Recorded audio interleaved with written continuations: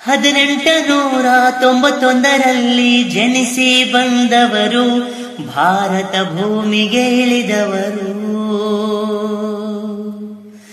ಭೀಮರಾವ್ ರಾಮ್ಜಿ ಅಂಬೇಡ್ಕರ ಮೊದಲನೇ ಹೆಸರು ಭಕ್ತಿಯಿಂದ ಇಟ್ಟಾರು.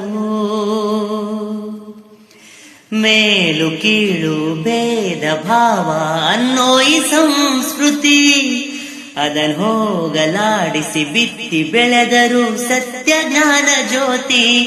ಮಾನವರೆಲ್ಲ ಒಂದೇ ಸಮಾನ ಎಂದು ಜಗಕ್ಕೆ ಸಾರಿದ ವಚನ.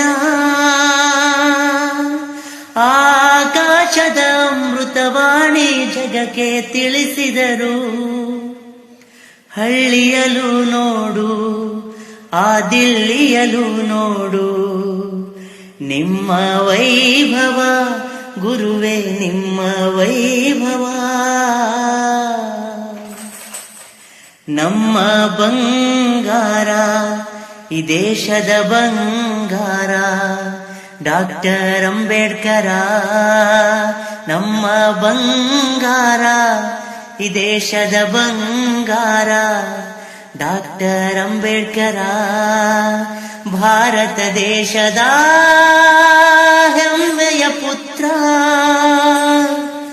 ಭಾರತ ಮಾತೆ ಇವರ ಹತ್ರ. ಕಷ್ಟವ ದೂಡಿ ಜ್ಞಾನವ ನೀಡಿ ಹೃದಯದಿ ನೆಲೆಸಿದಳು. ಸಂವಿಧಾನ ಬರೆದ ಶಿಲ್ಪಿಯಾಗಿ ಮೆರೆದ ನಮ್ಮ ದೇವರು BR ಅಂಬೇಡ್ಕರರು.